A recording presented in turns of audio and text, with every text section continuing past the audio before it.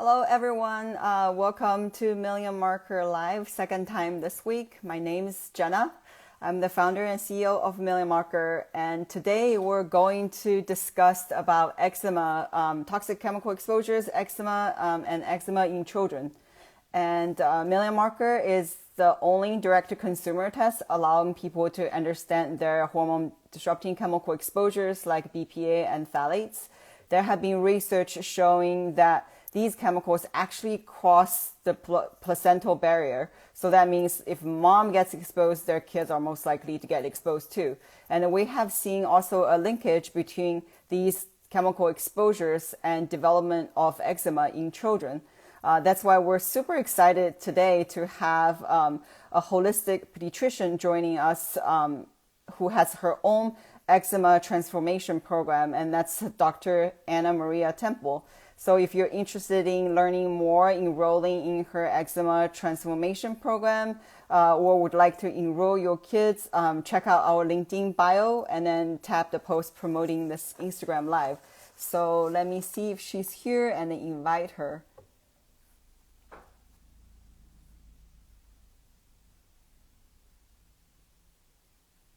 Checking if she's here. We give her a minute to join us.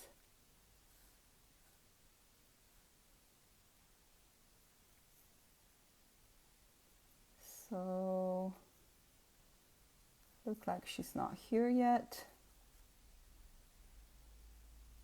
Oh, I think I see her. Here she is. Oh, hello. Hi, Dr. Hi, Temple. how are you? Good. Thank you so much for joining us. No problem. Oh my God, I hope you can hear me. My phone is running on battery, so I don't have my headphones. No. You sound fine. So thank you so much. We're being a fan, so like super excited because as someone I have my own bouts of with eczema, so I'm just like super appreciate the holistic approach to this condition. Pretty much any like autoimmune conditions. So we're just like super looking forward to learning more from you. Awesome. Super excited to be here. All Uh, right. Yeah, so could you tell the viewers, tell us a little bit about your background and what led you to become a holistic pediatrician? Sure. So I'm a traditionally trained doctor, and my family immigrated from Romania in 1984. We escaped communism, and one of the things I was always going to be a pediatrician since I was 5 years old. And anyway, fast forward 2007, I was a pediatrician. I was 5 years into practice, and then lo and behold, I had three children, and all three of my children were sick with eczema, asthma. Hold on, wait, my thing just fell down. Wait a minute. Hold on, everyone. They don't teach you this in med school. How to do. Hold on. Okay, I got it. We're good. So my kids, so with eczema, asthma, constipation, recurrent ear infection, allergies, ADHD, you name it, and my kids had it. And I took my kids one day to the doctor. They were 2, 4, and 6, and to figure out like why are my kids on antibiotics and medications all the time? And the answer was like, well, for eczema, we'll just use topical steroids, and for asthma, we'll use inhaled steroids, and we'll use Zyrtec for allergies. And for the little one, we ran out of medications. He was on 5 meds. And the only thing we can do is do allergy shots. He was 2 years old. And as for the middle one, his snot, he had the kind of boogers, like these days, if you had that kind of boogers, you would never be allowed on a plane, in a school, at a grocery store. There were not enough tissues in Costco. And he was also my one with ADHD. And by the time we got to him, I literally just stopped listening. And I walked out of that appointment, and I was like, so all my kids are destined to be on chronic meds for the rest of their lives. And when the mama warrior takes over and is like, what? This is not the answer. This is not the rest of our story. I don't know how we're going to do it, but this is not the rest of the story. And the mama warrior looked at my doctor self and was like, what you got, girl? And my doctor self literally was like, I I don't know what to do right now. Anyway, so I knew that I was like, we're gonna figure out the answer, but the medications are not the answer. And once I clicked that into my head, I opened my mind to a different thing. And it was a week later, it's weird when you open up your mind and you create the space, how things happen, right? And a week later, I went to my kids' school. It was an elementary school. And it was on a Tuesday morning, 7:30 in the morning, sitting in a freezing classroom, first grade desk, almost squished. And the fog lifted and I realized the root cause of my children's illnesses. All the nutritionists talked about was sugar. And I came home and it was 7:30 at night and I went into the pantry in my stilettos and I threw away the Lucky Charms and the Cinnamon Toast Crunch and the toaster strudels and the mac and cheese and you name a garbage, we were eating it. And my children were horrified. My husband was horrified. I became an outcast in my whole family. My husband and I proceeded to fight over food over the next 5 years. But the mama warrior was like, I have a mission and it can't be wrong to get rid of garbage and replace it with fruits and vegetables. And then over 5 years, my kids, because I didn't know, I had no support. It was 2007. My kids came off their antibiotics, topical steroids, oral steroids, eczema got better, asthma got better. In 2016, we moved to New Zealand, no doctors, no medical insurance, no medications. And my children climbed the highest mountains and bungee jumped off the highest bridges. And I was like, this is what it's like to come back from chronic disease. And it can happen. And, to this day, my kids are my greatest medical accomplishment. And when we came back to the US, I wasn't going to do it the same. We had to do something different. Wow, this is so incredible. They really impacted you. And then I know because of that, you also authored a book, The Parent Guide to Raising Kids in an Unhealthy World. Could you tell us a little more about that? Right. So in that book, so it's funny because I was writing blogs and I was kind of basically journaling. So in the book, I outlined, as you open the book, it's like our story and what we did in 2007. And you'll see, the story sounds great that I got rid of everything in one day, but that's just the story. The actual events was I looked at the Cheez-Its and I was like, oh my gosh, look at the ingredients in the Cheez-Its. Let's find a healthier alternative. And then once I tackled the Cheez-Its, then we went to the Ritz crackers. And then once it was the Ritz crackers, and then I was like, okay, well, the kids can't have cereal for breakfast, but I didn't throw the cereal in the trash, as in the story, which sounds really good.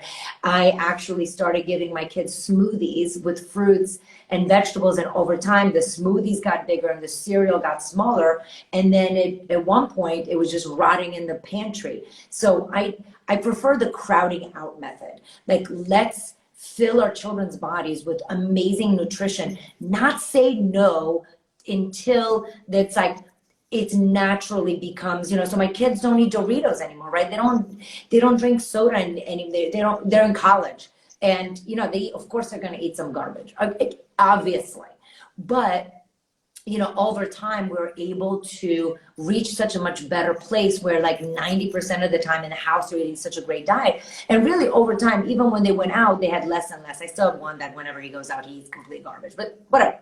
And it worked. And they no longer had asthma. They no longer had eczema. And then no more ear infections and seasonal allergies are gone. And I mean, it's made a humongous impact, but so in the book, I outline all the things, and then in the chapters, I give you simple tips where you read my story. So each chapter begins with a story from my household, with the hoarding of the goldfish, with my son and his Halloween candy, how he took it to school and became like the middle school drug lord by selling off his Halloween candy. And then, my husband and his sugar cereal problems, because I want people to know that we're just like everybody else, and it's a struggle. And it's not, I wish that I was like, I ate fruits and vegetables my whole life and I just drank water and I was made out. No, we did it like we were in with everybody else. And I just outlined simple steps that you guys can do. And I forgot, here's the good news. I forgot to change the price on my ebook. So you can get the Kindle version for 99 cents. I was supposed to change the price on Monday. So because I forgot, you guys, if you go on Amazon, Raising Healthy Kids, I'm always saying it's Healthy Kids in Non-Healthy World. It's a yellow cover.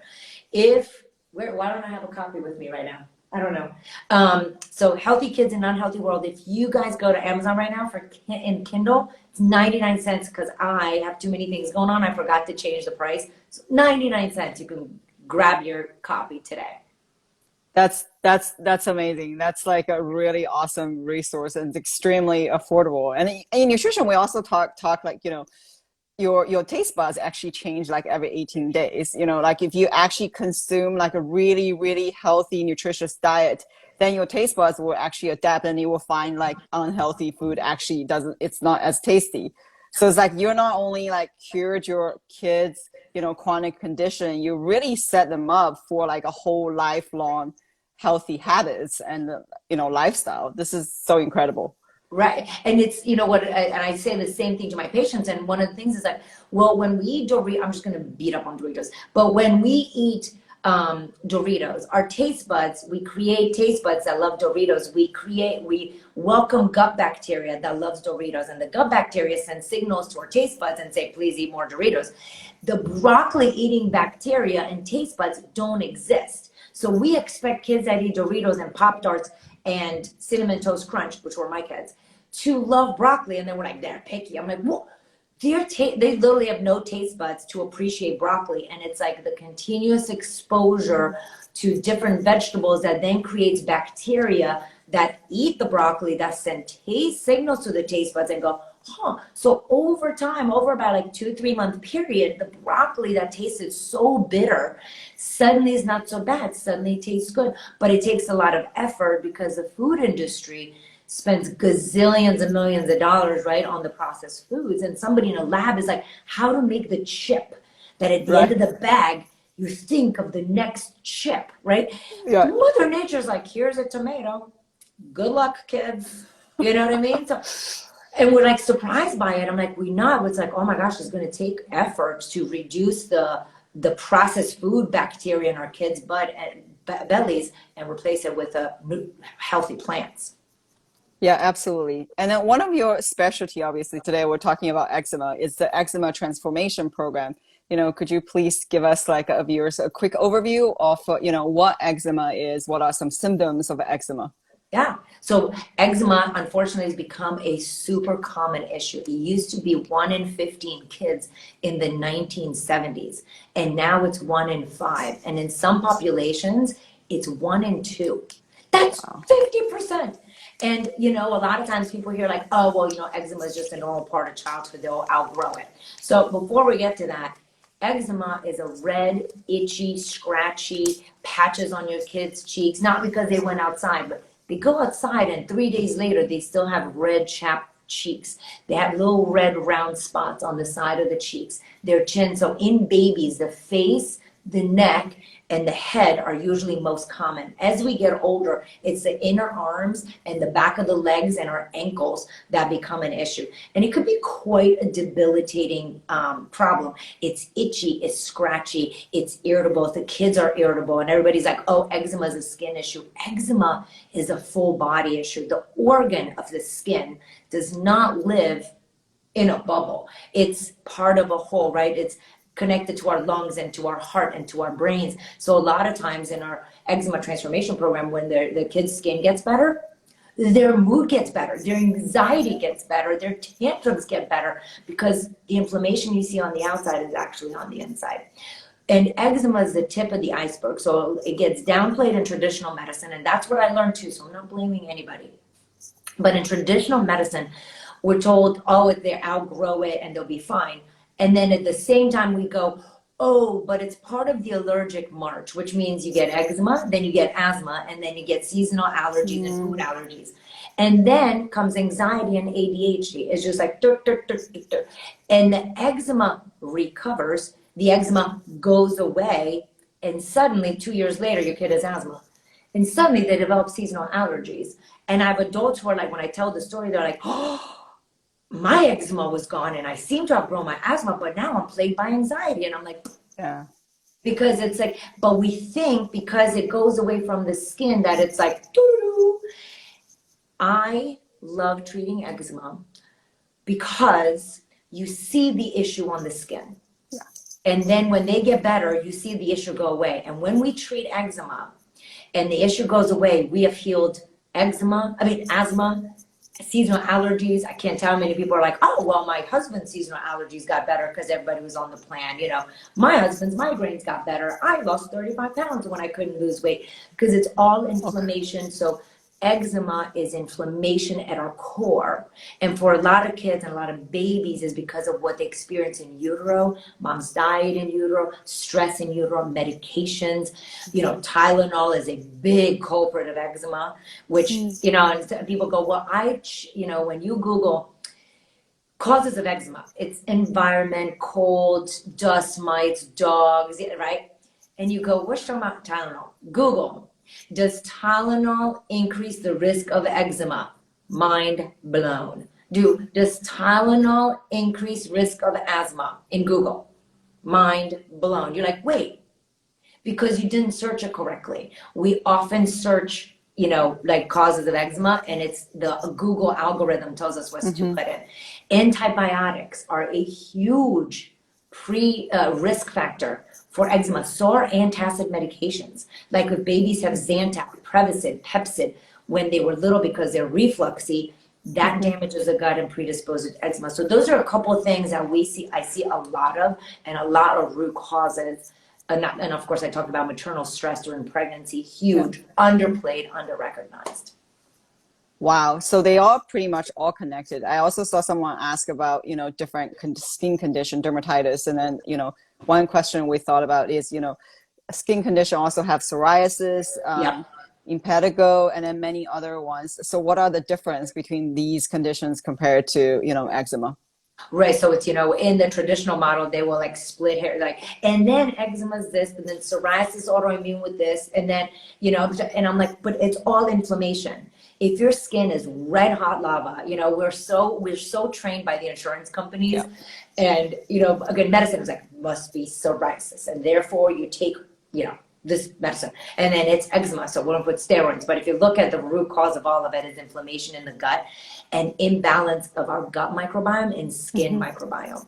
Impetigo is infection of eczema. So that's a skin infection. Psoriasis looks different than eczema. They're still at the root cause is major inflammation inside the body. Yeah. So, and then we also know like over 31.6 million people have eczema, but then the incident, you know, peaks during childhood. Why is that? And then I think somebody just asked like if a kid could be born with eczema. Yeah, absolutely. I have so many babies in our eczema course. They're 2 months old. So they haven't had Tylenol and antacids and antibiotics, but the mom did. So when mom was growing up, right, she had a lot of ear infections, or maybe in college she had UTIs, or she had acne, or dad had Crohn's disease, or dad had irritable bowel syndrome, or dad had antibiotics for pneumonias and recurrent strep infections. And then the antibiotic exposure from the parents damages the parental gut, the two parent guts mixed together. Please tell me I don't need to discuss how. And then the human microbiome becomes a combination. And now we're getting a gut that has been exposed to antibiotics, but not necessarily the baby. And again, mom's diet, when we go to our OBs, what do they tell? What, for me, they were like, don't eat raw seafood, no raw dairy, no alcohol, drugs. And then it was like, good luck. I was president. Do you know the garbage food that you eat in the hospital, which we could also have a whole tangent on what are we eating in the hospital for a second? Yeah. But so I was a hospital resident eating hospital food, disgusting. The amount of stress in residency, right? And never sleeping. And it was before, you know, it was in the old days, before work hours. And, you know, you work like every second night on call. Anyway, and so, so and for me, I had constipation 25 years. I took Miralax daily, 25 years.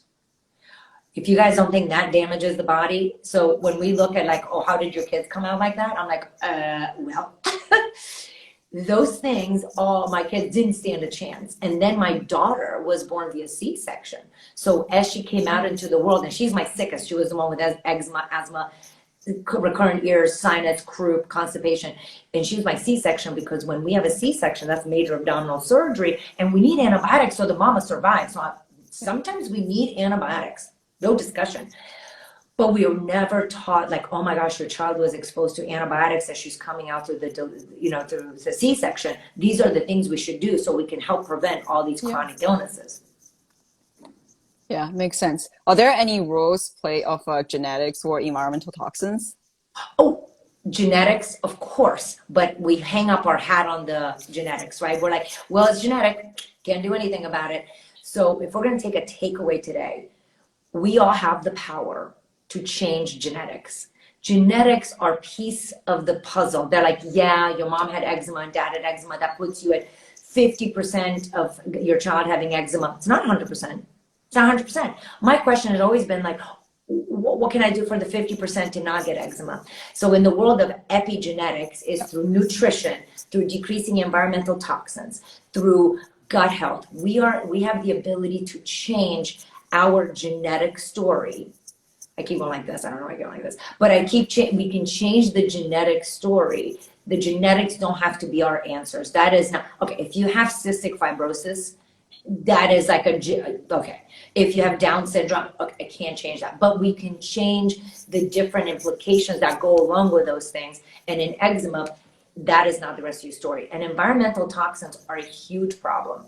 We have more pollution in the world because we have more cars, more factories, more whatever, and we spray more garbage on stuff like Roundup. So we have more glyphosate, herbicides, pesticides, and we know as the rate of glyphosate has gone up, the rate of wheat allergy has gone up, rate of gluten intolerance has gone up, rates of autism have gone. I mean, whoop, whoop. And you know, when we go in the parks and stuff and we have a picnic, we're sitting down, putting our hands down, and they've used Roundup weed killer, and then we play in the grass and then we eat our sandwiches, right? How about the stuff we spray in our house? What has been the rhetoric? I don't even think I'm saying it right, but what has been the common thing that, oh, it's a virus going around, we should totally bleach it. Yeah. And no one goes, hey, listen, actually the data from Sweden and Denmark actually show that in households where bleach is used regularly, the kids have more recurrent tonsillitis and more recurrent flu and cold issues than in houses where you don't use bleach. No one has said that. The amount of fragrance we use in our house, our rugs, our floors, all this convenience stuff, our indoor air pollution is ridiculous. And I live in North Carolina, and we are a moldy place. And the amount of mold we uncover in a lot of people's bodies and houses is mind-blowing. And of course it's a trigger. All these things, like you always talk about, it's a bucket of inflammation. And in the bucket is all these things. So we have the food that we talked about, the stress, the antibiotics, the medications, all the environmental toxins, and the bucket gets full. And then you come in contact with a cat and now you have eczema. You know, or you come in contact with strawberries and now you're allergic to strawberries because the body's had enough. Totally on the same page. And I guess I also wanted to add when you mentioned epigenetics and, you know, parents or kids by changing, you know, taking control of your environment, changing your epigenetic, it actually could influence your grandkids. Since we have seen research showing that these chemicals or these pollutions, these conditions can pass on for generations. But if you change your epigenetics, your grandkids and your great-grandkids will be benefiting from this action that you take. Right, because we kind of go like, oh, we just start now. I'm like, no, it's from past generation. Trauma comes through generations, right? So many things are just like, we just feel like we're just our like a little bubble. And our current mode of thinking now is like, we live isolated. We just live in a bubble. And it's gotten even worse. I'm like, oh my gosh, we are the whole story of our generations. Totally. So what are some practical tips? I think somebody also asked that, tips you can give to parents or any listeners who are trying to eliminate or prevent eczema outbreaks. Got it. Okay. So to prevent eczema, you can start today. Even if you have a child on my Instagram account, we do a plan point challenge. The whole point is not just to torture you and your children to eat more vegetables and fruits.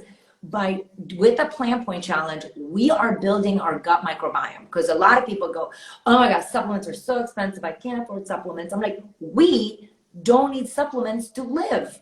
Listen, I love my supplement store. I just launched a new supplement store. But do you need to buy all my supplements? No. I'm the worst salesperson ever. No, we have plants. If you join the Plan Point Challenge, it's not hard. Every day I give a plant tip, a picky eater tip, because that's the biggest thing, but my kids won't eat plants. I'm like, neither did mine. And we go through that. So eating more plants. Deciding if you truly need a medication, right? So questions are like, what if you have strep, do you need antibiotics? If you have strep, you need antibiotics. But a lot of people, I have a sore throat, thus it's strep, thus I request antibiotics. So let's get tested for strep, make sure you have strep, and make sure you have the symptoms of strep. Because a lot of people, so my previous life, somebody would come in a clinic, they had a cold and a sore throat. Immediately we would swab the throat, even though clinically that was not strep. And then the strep test will come back positive 24, 48 hours later.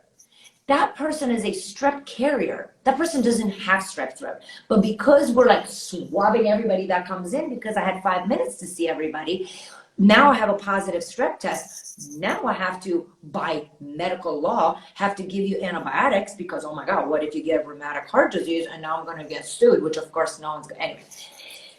So make sure that your sore throat is actually strep. Clinical diagnosis, and it needs to be a swabby thing, that is going to be positive. If you have an sinus stuff, 90% of sinus snot is not infection, but a lot of people have 5 days of snot, sinus infection. I got it. Every time I have pressure, this is a sinus infection. I know they go asking for antibiotics, and I'm here to tell you that 90% of the symptoms you have is actually not an infection. It's just boogers that need to be sucked out of your face, and you don't need antibiotics. Reflux. Ear infections. 80% of ear infections do not need to be treated with antibiotics. So many things we can do instead of antibiotics, right? Antacids. Before we reach for antacid, put down your beverage because it's generally related to alcohol or the foods, the processed foods and the fried foods. Okay, so we're going to try not to use as many medications. We're going to try to eat more Plan Points. We're going to try to get some vitamin D, sunshine. Okay, it's winter, but supplementing with vitamin D, a lot of controversy on Instagram, whether or not I should take vitamin D. Okay, if you eat fast food and take vitamin D, no, it's not going to work. You cannot out-supplement a bad diet. So, I have some teenagers like, I don't understand, Dr. Temple, but I've taken vitamin D and it hasn't changed anything. And I'm like, what'd you have for breakfast? They're like, McDonald's. I'm like, we're done talking. We're no longer talking. We're done here. So vitamin D, decreasing our stress. Stress is so closely interrelated with eczema. Foods. Processed foods. So everybody is like, talk about the foods for eczema. Right. So it's got to be it's a gut thing. Processed foods, number one. Sugar. And yes, February is sugar challenge. Everybody's waiting for it. But it's coming, everyone. We are doing our sugar challenge in February. Decreasing your sugar to less than 24 grams of added sugar a day. And then everyone's favorite, dairy. Dairy is a huge culprit, but so I'll have some people go, okay, well, we stopped eating dairy, but then they'll eat a lot of processed food. I'm like, nope, no. Processed food, sugar, dairy. And then, of course, we talked about vitamin D, zinc. We got to work on our Plan Points. The more Plan Points, the more we increase our digestion and our gut microbiome. Also, don't forget the outside. There was a question about, well, if bleach is so bad, why do dermatologists say, for the kids to do bleach baths, right? Which, by the way, I used to say too. Sorry. I don't know. So instead of bleach baths, Skin Smart. Or if you have a Force of Nature, for anyone that's following me, you clean the house with Force of Nature, you can spray your skin, and that will actually decrease the bad bacteria count by changing the pH of your skin. It's not bleaching anything, changes the pH of the skin. Staph aureus hates a pH of 5.5. Staph aureus loves a pH of 7.0. So those are a couple things that we can start doing right now, but you cannot out-medicate or out-supplement a diet that is full of inflammation. 100%. Force of nature is actually also under our approved products because, we screen for good product to let people avoid environmental toxins, and that's one good product. So applause to them. And I also love the tip of like, it's pretty much like a really healthy lifestyle.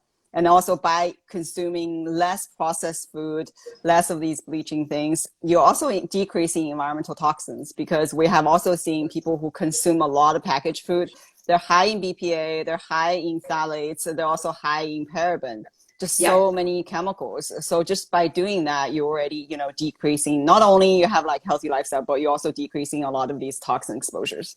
Right. So yeah. Yeah. So I mean, you're always talking about like all the food ingredients, right? So so there's over 10,000 food ingredients that have been added to the food since the 1970s. Majority have been grandfathered in, which means that the FDA is like, well, I mean, they've been around, they seem safe. I don't know what we're saying it's safe. So they just go, we don't need any testing. So we have over 10,000 food ingredients in our children's food that the FDA has said, it's most likely fine because the kids are not dying.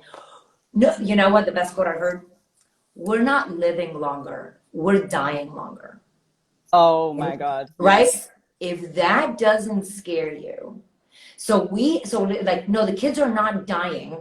Like they're not falling over from red 40 and blue 50 or whatever the blues are, but they're having ADHD. So they're just deteriorating over time, right? They're having eczema. So they're falling apart over time. They're having anxiety and psychiatric issues. Hello, we have an epidemic of incredible proportions in anxiety and mental health. And everybody is like, oh, it's just, genetics. I'm like, say it one more time. Say it one more time. So all these foods, because we're just getting, but they're delicious. Come on, Skittles are good. And, Gatorade's amazing. You're the fun, not you, I'm the fun police, all the time. And I was like, but it's slowly killing our children because they're not literally dropping dead. The FDA is like, Right. I'll be fine. It's okay. Right. 10,000 food additives and also 80,000 environmental chemicals out there. It's just really crazy. On all our skin products. And by the way, the skin is a living, breathing organism. So whatever you put on your skin goes through your skin. We have this vision that's like armor, like, oh, it's no big deal, cosmetics, all this stuff. What women put 180 chemicals on their face before they walk out the door. And then we're like, oh, it's no big deal. I'm like, but you're absorbing and you know what you're absorbing? Your brain's right here. So it absorbs like right into your face. I don't want to be dramatic, but I'm just saying. Absolutely. I think somebody also asked, what are some, you kind of mentioned like vitamin D, and what are other supplements that you endorse for children with eczema to take? Well, so I have the best news. You don't have to remember anything. So my store is called drAnaMaria.com, store.drAnaMaria.com, and I have an eczema bundle. Boom. It sits right there, and you can see you can see exactly what you need to be taking. Again, got to do food first. So in my Eczema Transformation Program, we do food changes first before you can touch a supplement. I'm like, don't even think about it. Don't even touch a supplement until we're changing our diet. Love it. Love it. So because there's like a lot of drawback with the current eczema medications, right? So what are some medications and what are some drawback of these medications? Well, sure. I mean, we're using, right, so it's topical steroids. And so, here's the thing. Sometimes we need medicines. That's why what I do is integrated medicine. I take from the West, I take from the East, I take from all the other, like what works, and we make a nice giant puzzle of all the things that work. Sometimes we need topical steroids, but when topical steroids are the answer, people find that their eczema keeps coming back over and over again. And because we haven't treated the root cause, we're using a Band-Aid. And then in some people, you can get topical steroid withdrawal, which is horrible, which when you stop the steroids, you get a full body. I mean, it is a crusty, horrible situation. This poor children, and the itching is so intense. Then we have, of course, oral antibiotics, like we talked about, oral steroids, we talked about that. And then we have Dupixent, which is an intense immunomodulator. And what does that mean? That means it depresses your immune system from working.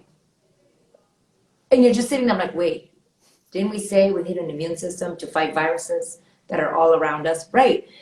But it's an immunomodulator. Again, some people can't live life, so they need Dupixent as a temporary. But usually when people are prescribed Dupixent, it's lifelong. And it's in the chemotherapeutic drugs. And they're like, well, it's not chemo. It is. Because you know what chemo is? It's an immunomodulator.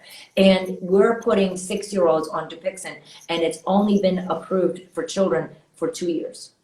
So the parents, I'm like, did you act like, so what happens 10 years from now? We don't know. Yeah. And then of course the drug companies and the germs are like, oh, it'll be fine. How do you know? We don't know. Right. We have no idea. Yeah, it's crazy. Somebody just asked, like, can you talk about your Eczema Transformation Program? And I also want to add on, you also have other programs. So after you talk about the Eczema Transformation Program, we'll also want to hear about other programs. Sure. So in the Eczema Transformation Program, what I do is based on hundreds of patients that I have treated in clinic and did tons of lab work and did poop studies and food allergy studies. And anyway, I put together a stepwise approach, because here's the thing, you guys, because people go, oh, I can get on this on Google. You can Google all of this. There's no doubt about it. The reason you join me is because you're like, I have tried all these things and nothing's working. I wish people would just join me from the beginning, but that's not the case. It's like, we've done everything. We've spent all the money, and now what are we going to do? Anyway, so what I've done is put in place a stepwise approach, successful approach. You can see all the testimonials of how we're going to go from point A to point B in a straight line fashion, with a plan in place, with supplements and dosing, with food, because we don't do eliminations, substitutions. You remove dairy and you eat this. You have high histamine foods, take those out because you're going to replace them with this. So it's not like, let's just have the kids eat lettuce and give them vitamin D, because that's not the point.